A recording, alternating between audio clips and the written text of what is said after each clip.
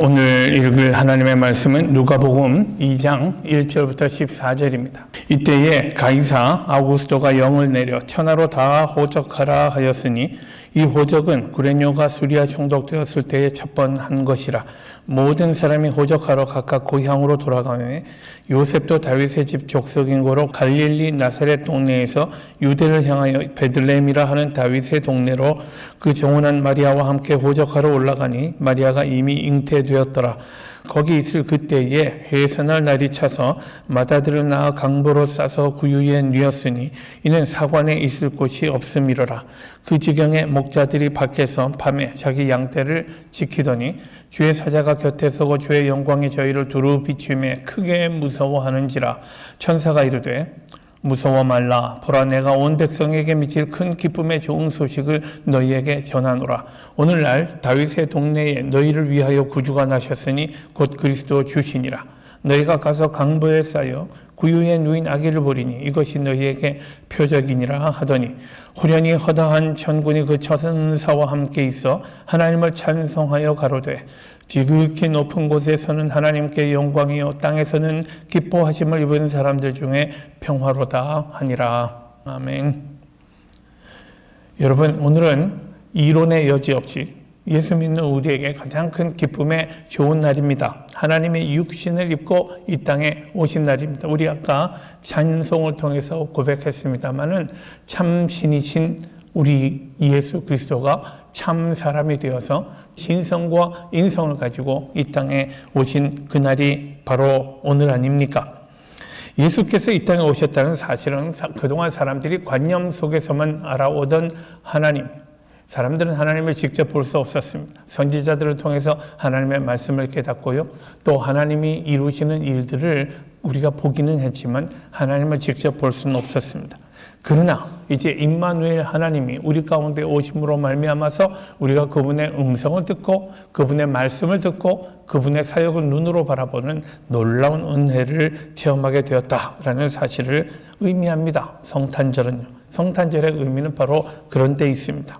그런데 오늘 저는 이 사실 성탄의 의미에 대해서 좀 더 생각해 보고요. 오늘 그 귀한 교훈을 깨달을 수 있게 되기를 바랍니다. 여러분 잘 아시는 존 캘빈 있지 않습니까? 이분이 개혁주의 신학을 연 분입니다. 존 캘빈은 항상 모자를 쓰고 있었다고 합니다. 항상 모자를 쓰고 있었지만 그러나 그가 하나님의 이름을 이야기할 때는 언제나 모자를 벗고 하나님의 이름을 이야기했다고 합니다. 여러분 이런 그 사례 많이 알고 있잖아요. 옛날 이스라엘 백성들은요, 하나님을 부를 때 하나님의 이름이 여호와 아닙니까? 여호와. 근데 여호와 하나님의 이름을 직접 말하지 못해서 My Lord라는 말로, 아도나이라는 말로 항상 대신했습니다. 우리의 더러운 입술이 하나님의 이름을 함부로 부를 수 없단 말입니다. 그만큼 하나님을 경외하는 사람들, 존 캘빈도 하나님의 이름을 이야기할 때마다 모자를 벗어서 했다는 그런 일화가 있습니다. 그만큼 하나님에 대한 경외심이 컸던 사례라고 생각을 합니다. 그는 또 계속 존 캘빈 이야기입니다. 그는 걸어다니는 병원이라는 별명이 있을 정도로 몸에 아픈 데가 많았다고 그래요. 특별히 그를 괴롭혔던 것이 편두통이었습니다. 한 3, 4일 만에 한 번씩 찾아오는 편두통 때문에 그가 대단히 고생을 했다고 합니다. 마치 방아로 머리를 절구로 찢듯이 그렇게 찢는 아픔을 느꼈다고 합니다. 근데 그가 이런 아픔을 느낄 때마다 주님 지금도 나를 절구로 찌으시는군요 하고서는 조금 있다가 그러나 저를 절구로 찌으시는 그 손이 하나님의 손이라면 저는 좋습니다. 그래도 좋습니다. 저는 아파도 좋습니다. 라고 말했다고 합니다. 그만큼 하나님을 사랑하고 경외하는 사람. 칼빈은 또 죽을 때 자기의 이름으로는 묘비를 세우지 말라고 당부를 했습니다. 내 이름 남기는 게 무슨 의미가 있냐고. 오직 우리들의 삶은 하나님을 영화롭게 하고 하나님을 높이는 데에 우리의 삶의 목적이 있다고. 자기의 묘지에 묘비를 세우지 말라는 말을 이렇게 남겼다고 합니다. 그만큼 그에게 하나님이 중요했단 말입니다. 하나님의 영광이 중요하고 하나님의 이름이 중요하고 하나님이 하시는 일이 중요하고 하나님의 주권이 중요했다라는 말입니다. 이렇게 중요한 하나님, 이렇게 소중한 하나님, 이름도 우리가 함부로 부를 수 없는 그 하나님을 눈으로 보게 되었다니 얼마나 큰 은혜입니까? 예수님 당시의 사람들은 얼마나 큰 복을 누렸습니까?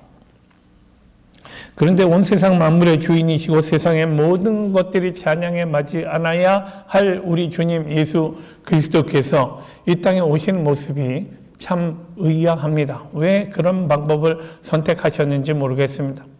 왜 하필이면 하나님은 예수님이 여행 중에 태어나게 하셨을까요? 자기 집도 아니고요. 그래서 여행 중이어서 여관에 머물러야 했는데 때마침 사람들이 가득 차가지고 여관에도 있을 자리가 없었습니다. 그래서 예수님이 하나님이신 예수 그리스도께서 누우셨던 곳은 마구간이라고 했습니다. 그 마구간 안에서도 여러분 마구간 냄새 나는 곳이잖아요. 짐승들이 있는 곳. 그리고 그 안에서도 예수님은 그 짐승의 먹이통 위에 누이셨다고 했습니다. 도저히 존귀하신 하나님이 있을 자리는 아닙니다만은 하나님은 예수 그리스도를 그렇게 태어나게 하셨습니다. 하나님은 왜 온갖 좋은 방법들이요, 귀한 방법들 다 남겨놓고 이런 방법을 선택하셨을까요? 저는 예수께서 이렇게 낮아지신 것이 온 인류를 위한 큰 소망의 복된 소식이었다, 이렇게 생각을 합니다. 생각해 보십시오. 만약에 예수님이요 헤롯 왕가에서 태어나셨다면 예수님은 엄중한 철통 같은 그런 경계태세 안에 계셨을 것입니다. 그럼 사람들이 가서 도대체 몇 사람이나 가서 축하할 수 있었을 거예요. 몇 사람이나 가서 오신 아기 예수님을 보고 경배할 수 있었겠습니까? 여러분, 예수님이 태어나시자마자 가장 먼저 예수님께 가서 경배했던 사람들이 어떤 사람들이라고요? 오늘 본문에서 읽은 목자들입니다. 목자들이 그 당시 사회에 이런 안타깝지만 사회 계층을 나누자면 목자들은요 제일 아래에 있는 사람들입니다. 그들은 밤에도 밖에서 그 짐승들과 함께 유숙해야 하는 사람들입니다. 일이 험한 만큼 사람들이 하려 하지 않는 일이었고요. 그러니 목동이라면 그다지 사람들 존경하는 사람 없는 그런 계층의 사람들이었습니다. 그런데 이 사람들이 가장 먼저 태어나신 예수 그리스도를 찾아뵙고 경배했던 것 아닙니까? 놀라운 일 아닙니까? 예수님이 고귀한 집안에서 태어났으면 도대체 얼마나 몇이나 되는 사람들이 예수님을 볼 수 있었겠습니까? 그러므로 하나님이신 우리 주님께서 이렇게 낮은 몸으로 천한 곳에서 우리에게 오신 것은 그분이 모든 사람에게 액세스가 열려 있다는 증거 아니겠습니까? 누구든, 원하는 사람은 누구든 가서 뵙고 경배할 수 있는 존재가 되었다라는 말입니다. 그러니 기쁜 소식 아닙니까? 아무도 제외되지 않고 소외받는 사람 없이, 빈부의 차이 없이, 귀천의 차이 없이, 남녀노소의 구분 없이 누구든 가서 예수 그리스도 앞에 나아갈 수 있는 그런 존재로 예수님이 이런 낮은 자리, 천한 자리에 오셨다라는 사실을 우리 묵상할 때마다 감사하지 않을 수 없습니다. 오늘 본문 14절 천사들의 찬양을 보십시다. 천사들의 찬양이요, 지극히 높은 곳에서는 하나님께 영광이요, 땅에서는 기뻐하심을 입은 사람들, 하나님이 사랑하시는 사람들, 하나님이 사랑하시는 사람들 중에 평안이라고 그렇게 말씀합니다. 그러니 하나님께는 영광이고 땅에는 평화인 것이 성탄의 의도라는 말입니다. 자, 성탄의 목적은 평화입니다. 평화. 예수님이 오셔야만 했던 이유는 평화를 위해서였습니다. 사도 바울은 골로새서 1장에서 인간의 상태를 이렇게 표현하고 있습니다. 전에 악한 행실로 멀리 떠나 마음으로 원수가 되었던 너희를 했습니다. 하나님께서 우리를 생각하실 때 이렇게 되어 있었다는 말입니다. 우리는요, 악한 행실 때문에 하나님으로부터 멀리 떠난 존재예요. 그래서 멀리 떠나 있을 뿐만 아니라 마음으로부터 하나님과 원수가 된 존재였다라고 성경은 그렇게 말합니다. 우리들 각 사람이 하나님과 더불어서 원수가 되었다고요. 여러분, 우리가 하나님과 원수되는 그런 운명을 우리가 감당할 수 있습니까? 하나님이 세상을 창조하셨을 때 하나님은 참 마음이 기쁘셨다라고 성경은 그렇게 기록합니다. 창세기 1장은 하나님께서 지으신 만물이 하나님 보시기에 좋았다라고 그렇게 기록합니다. 특별히 하나님이 인간을 창조하신 대목에서는요, 어떻게 표현하셨나요? 심히 좋았더라라고 그렇게 표현합니다. 하나님이 너무너무 기뻐하셨다라는 말씀입니다. 인간은 물론이요, 하나님이 만드신 만물이 이렇게 좋은 상태였습니다. 그런데 어느 날 인간은 하나님의 말씀을 어기기로 결심합니다. 그래서 우리는 이것을 타락이라고 그렇게 부릅니다. 타락이요. 인간이 타락하였습니다.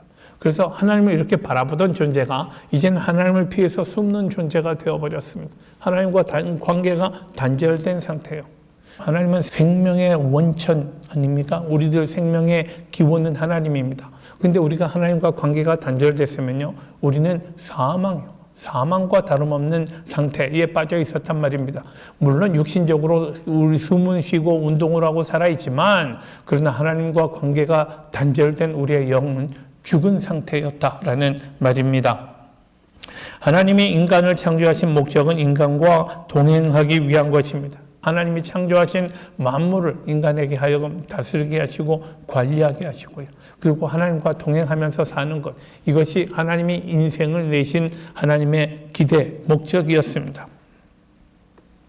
그런데 이런 하나님의 계획이 사람의 배반 때문에 망가지고 말았습니다. 하나님과 인간의 교제가 끊어지고요. 인간에게는 살아있어도 숨은 있어도 하나님과는 관계가 단절된 죽음과 다름없는 그런 삶을 사람들은 살게 되었습니다. 그러나 하나님은 인간을 이와 같은 저주스러운 처지에 내버려 두지 않으시고 인간과 화해하고 평화하기를 원하셨습니다. 그래서 하나님은 선지자들을 보내셨습니다. 여러 방법으로 선지자들을 통해서 경고도 하고 깨우치게 하셨습니다. 그러나 사람들이 말을 듣지 않았습니다. 마침내 하나님은요, 이 이스라엘 백성들이 전쟁에 패배하고 포로로 끌려가게 하는 그런 운명도 허락하셨습니다만은, 그러나 아직도 사람들은 하나님 앞에 돌아오지 않았습니다. 귀를 기울이지 않았습니다. 그래서 하나님은 최후의 방법으로 인간과 화해하기를 선택하셨습니다. 하나님의 마지막 방법이 뭡니까? 하나님은 이 땅에 스스로 오시기로 결심하셨던 것입니다. 하나님의 아들 예수 그리스도께서 인간이 되셔서 이 땅에 오시고 우리와 함께 하시는 하나님, 임마누엘이 되신 것입니다. 예수님이 탄생하신 밤에 천사가 들에서 양떼를 지키던 목자들에게 이렇게 말합니다. 보라, 내가 온 백성에게 미칠 큰 기쁨의 좋은 소식을 너희에게 전하노라. 라고. 이것은 임마누엘 하나님께서 오셨다라는 그런 정갈이었습니다. 하나님의 아들 예수께서 오셔서 우리의 죄를 담당하고 죽으심으로 하나님 앞에서 우리를 가로막고 있던 장벽이 허물어지게 되었던 것입니다. 그리고 하나님과 인간 사이에 평화가 회복되었습니다. 이 사실을 사도 바울은 로마서 8장에서 설명하고 있습니다. 8장 29절 30절 말씀 잘 보십시오. 여기에 우리 구원의 몇 단계가 제시되어 있습니다. 하나님이 미리 아신 자들로 하나님 우리를 미리 아셨다고요. 우리는 생각하기도 전에, 우리는 태어나기도 전에 하나님은 우리를 미리 아셨습니다. 예지. 하나님은 미리 아신 자들로 또한 그 아들의 형상을 본받게 하기 위하여 미리 정하셨으니, 하나님이 우리를 미리 정하셨다고요? 예정, 예지, 예정. 그 다음에 하나님 우리 태어나기도 전에 하나님 우리를 이미 선택하셨어요. 우리 한 사람 한 사람이 이 땅에서 이렇게 살게 될 운명에 대해서 우리는 아무도 몰랐습니다. 그러나 하나님은 우리를 미리 정하셨단 말씀입니다. 이는 그로 많은 형제 중에서 맏아들이 되게 하려 하심이니라. 또 미리 정하신 그들을 또한 부르시고, 자, 하나님 예정하셨어요. 그리고 때가 되어서 우리들을 부르십니다. 우리 아무것도 모르고 미국 갔지만 미국 가서 살아가는 동안에 하나님께서 우리를 불러주셨어요. 그래서 소명, 그죠? 예지, 예정, 소명. 우리를 부르시고, 부르신 그들을 또한 의롭다 하시고, 우리를 의롭다고 인정해 주셨어요. 칭의. 그 다음에 예지, 예정, 소명, 칭의, 그리고 그들을 또한 영화롭게 하셨느니라 했습니다. 자, 그들을 하나님 앞에서 영화로운 존재로 살아가도록 하셨다라는 거예요. 구원의 5단계를 우리가 확인할 수 있습니다. 하나님이 우리를 그렇게 불러주시고 우리를 그렇게 선택하셨다는 말입니다. 그래서 우리와 평화하게 하셨고요. 그리고 이렇게 된 평화, 이렇게 하여서 우리가 하나님과 맺게 된 이 평화는 아무것도 이 세상에 존재하는 그 어떤 것도 깨뜨릴 수 없다. 하나님의 사랑 안에서 우리를 깨뜨릴 것은 아무것도 없다라고 사도 바울은 선언합니다. 우리 계속해서 로마서 8장 38절 39절 말씀입니다. 바울의 고백을 보십시오. 내가 확신하노니 사망이나 생명이나 천사들이나 권세자들이나 현재일이나 장래일이나 능력이나 높음이나 깊음이나 다른 아무 피조물이라도 우리를 우리 주 그리스도 예수 안에 있는 하나님의 사랑에서 끊을 수 없느니라. 하나님과 우리 사이에 회복된 이 평화의 관계요, 이 사랑의 관계를 아무도 흔들 자가 없다고 선언합니다. 그러므로 이 평화를 주신 예수님이 세상에 오셨다는 소식만큼 우리에게 좋은 이런 큰 기쁨의 소식은 없습니다. 그렇죠? 예수 그리스도가 우리에게 가장 좋은 good news라는 말입니다. 예수님은 우리를 하나님과 평화하게 하실 뿐만 아니라 우리가 이웃들과도 평화하게 하려고 오셨습니다. 여러분, 자기 죄의 본질을 깨달은 사람이요, 그리고 하나님으로부터 용서받고 하나님으로부터 하나님과 평화의 관계가 회복된 사람들에게는요, 놀라운 능력이 우리 안에 생기는 것을 체험하게 됩니다. 무슨 능력인가 하면 다른 사람들과도 평화할 수 있는 능력입니다. 다른 사람들과도요. 하나님과의 평화뿐만 아니라 다른 사람들과의 평화를 지금 이야기하고 있습니다. 요한복음 14장 보십시오. 예수님께서 십자가에 달리시기 전에 마지막으로 제자들과 만찬을 나누시면서 제자들에게 평안을 말씀합니다. 평안을 너희에게 끼치노니 곧 나의 평안을 너희에게 주노라. 내가 너희에게 주는 것은 세상이 주는 것과 같지 아니하다 라고 그렇게 말씀하십니다. 나의 평화를 너희에게 주노라 라고요. 그래서 우리는 예수님의 평화를 간직한 존재, 세상 우리 잠시 화해하고 허허했다가 곧 돌아서는 그런 관계가 아니라 우리는 근본적인 평화를 이룰 수 있는 그런 사람들이 되었다라는 말씀입니다. 예수께서 우리에게 공급하신 평화를 우리는 체험했잖아요. 그러니 우리에게 이웃을 사랑하고 그들과 평화할 수 있는 능력이 우리 안에 생기는 것입니다. 평화를 주신 주님 때문에요. 우리 아까 여러분 이사야서 9장 말씀에서도 읽었습니다만 예수 그리스도의 여러 가지 이름 가운데 하나가요, The Prince of Peace 있습니다. 평화의 왕 예수요. 예수 그리스도, 그분은 곧 평화이십니다. 가는 곳마다 예수님 때문에 사람들이 평화하게 됩니다. 예수께서, 평화의 왕 예수께서 내 안에 오셨잖아요. 그분이 나를 다스리시잖아요. 그러니 우리는 형제를 용서하고 형제들과 화해하고 평화할 수 있는 능력을 갖게 되는 것입니다. 이런 이유로 사도 바울은 로마서 12장 18절 이하에서 이렇게 하나님의 뜻을 표현합니다. 할 수 있거든 너희로서는 모든 사람으로 더불어 평화하라고요. 내 사랑하는 자들아 너희가 친히 원수를 갚지 말고 진노하심에 맡기라. 기록되었으되 원수 갚는 것이 내게 있으니 내가 갚으리라고 주께서 말씀하시느니라. 하나님이 하신다잖아요. 하나님이 해결하시겠다고요. 그러니까 내가 누구에 대해서 앙심을 품고 내가 저 인간 한번 뜨겁게 갚아주리라고 생각할 필요가 없다는 말입니다. 하나님께서 다 어련히 알아서 하시는데 우리가 할 수 있는 일은, 우리가 해야 하는 일은 평화하는 것입니다. 할 수 있거든. 너희로서는 모든 사람으로 더불어 평화하라. 이것은요, 할 수 있는 대로 힘을 다해서, 최선을 다해서 평화하라라는 명령입니다. 우리가 이렇게 이웃들과 화목해야 하는 것이 하나님과 평화를 누리는 우리 모두에게 주신 하나님의 명령인 줄 믿습니다. 세상에 미운 사람 사랑하는 것보다 하기 어려운 일이 없다고 생각하시는 분들 있을 것입니다만은, 그러나 주님이 이렇게 명령하실 때는 그 명령에 순종할 수 있는 능력도 또 환경도 만들어 주시는 것을 함께 믿으시기 바랍니다. 이웃과 평화를 갖기 위해서 가장 필요한 것이 뭐라고 생각하십니까? 용서입니다. 용서요. 내가 먼저 용서해야죠. 우리가 살다 보면 감정이 상할 때가 있습니다. 어떤 때는 심하게 다툴 때도 있고요. 또 이렇게 우리는 사실은 용서해야 할 일도 있지만요, 내가 용서를 받아야 할 일도 상당히 많습니다. 그런 가운데서 우리 용서하면서, 용서를 하기도 하고 받기도 하면서 우리는 함께 성장해 간다라는 사실을 우리가 배울 수 있으면 좋겠습니다. 이거 예수님 닮아가는 성품이잖아요. 예수님의 성품이 인자하고 사랑하시고요, 용납하시는. 예수님은 어떤 누구를 향해서도 너는 용서할 수 없어 하신 적이 없습니다. 누구든 마음의 문제를 가지고 예수님 앞에 나아가면 주님은 용서하시고요, 문제를 해결해 주시죠. 용서의 기쁨들 다 알고 계실 것입니다. 베드로가 예수님께 용서에 대해서 물었던 일을 기억하실 것입니다. 베드로가요, 자랑스럽게 얘기합니다. 당시에 랍비들은요, 3번 용서하면 잘한다 그랬습니다. 최고다라고 말씀. 그래서 베드로는요, 3번 아니고 자기는 7번을 얘기합니다. 예수님, 제가 7번 용서하면 잘하는 거죠? 라고 칭찬받으려고 합니다. 예수님은 그에게 7번 아니라 70번씩 7번이라도 해야 한다. 용서를 해야 한다. 라고 예수님은 말씀하신 바 있습니다. 우리 주님은요, 주님 하신 말씀은 끝도 없이 용서하라 라는 말씀입니다.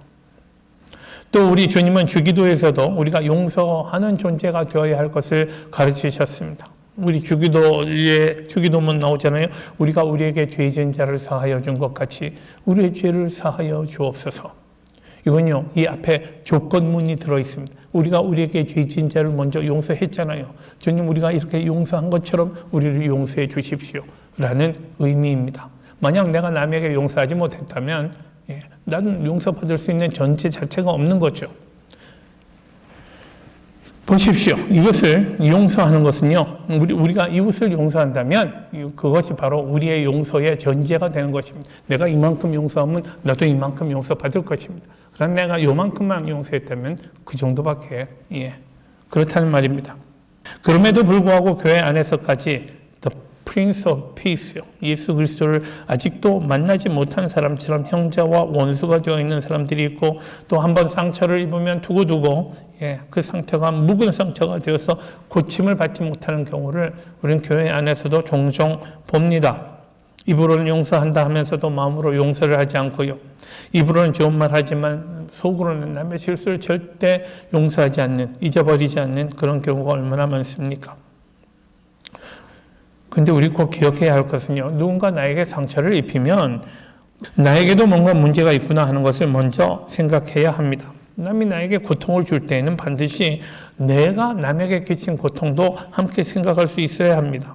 그래야 용서할 수 있습니다. 평화의 왕 되시는 우리 주님이 나를 주장하시고 나의 삶을 간섭해 주옵소서라고 하는 기도를 우리가 그래서 늘 하나님 앞에 올려야 합니다. 주님께서 우리에게 용서하실 수 있는 능력을 주실 것입니다. 내가 남을 사랑하고 용서하지 못한다면 하나님께서도 나를 용서하지 않으신다는 것을 예수님께서 말씀하시지 않았습니까? 참으로 심각한 문제입니다. 용서하는 것은요. 마음에 상한 감정을 가지고 있고 죄 용서를 받지 못하고 있고 마음에 증오가 있으면 누가 손해를 봅니까? 내가 저 사람은 너무너무 미워한다고 생각해 보십시오. 그러면 내가 미워하는 마음, 꽁한 마음 간직하고 있으면 저 사람의 손해입니까? 나의 손해입니까? 내가 미워하는 저 사람이 고통당한 거 아니고요. 모든 손해가 나에게 돌아옵니다. 내가 그것 때문에 마음이 아프고요. 그것 때문에 짜증이 납니다. 항상 스트레스 가운데 있습니다. 그것보다 더 심각한 것은요, 기도가 잘 되지 않습니다. 예수님 뭔가 하나님 앞에 우리가 제물을 바치기 전에 이웃과 화해할 것이 있으면 먼저 해결하고 와라 그러지 않으셨습니까? 우리 안에 그런 꽁한 마음이 있는데 기도가 잘 되나요? 영적으로 점점 병이 더 들어가죠. 그러면 자기도 모르게 병이 들어가고요. 병이 들어가면 영적으로 문제가 생기면 은혜와도 거리가 멀어집니다. 나중엔 정신적으로도 큰 피해를 입습니다. 우리 속에 sound mind in a sound body 그랬잖아요. 우리 마인드가 깨끗해야지, 정신이 건전해야지 몸도 건전하게 되죠. 자, 이런 거 생각해 보면요, 누가 손해를 보나요? 우리 평화의 왕을 모시고 산다는 사람들, 우리는 예수 그리스도를 만난 사람들인데 우리가 그런 삶을 살지 못한다면 본인의 손해라는 말입니다. 이제 말씀을 맺습니다. 평화의 왕이 오셨습니다. 예수 그리스도가 오셔서 달라진 것들이 얼마나 많은지 모르겠습니다. 가장 큰 의의는 우리가 하나님과 평화하게 되었다는 거예요. 하나님이 더 이상 우리로부터 외면하지 않으시고요. 우리를 사랑하시고 우리의 예배를 받아주시고 우리가 하나님 아버지하고 기도할 때에 하나님께서 귀 기울여 들어주시는 그런 존재가 되었다는 사실입니다. 이렇게 우리는 하나님과 평화를 누리게 되었고요. 또 그와 동시에 주님을 내 마음에 모시고 우리는 이 세상 어디를 가든지 평화를 위해서 일할 수 있는 존재가 되었습니다.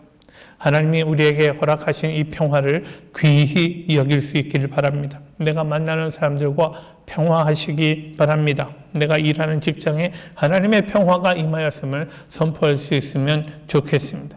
그래서 모든 사람들이 이 평화를 통해서 새로워지는 그런 은혜를, 또 하나님의 나라가 임하는 은혜를, 또 주님이 다스리시는 새 역사가 창조되는 그런 은혜를 우리가 날마다 목격하며 살 수 있으면 참 좋겠습니다. 자, 이 일 때문에 하나님의 아들 예수 그리스도께서 인간이 되셔서 몸소 이 땅에 오셨습니다. 그러므로 우리는 예수 때문에 하나님과 평화하고 이웃과 평화하는 새로운 사람들이 된 것입니다.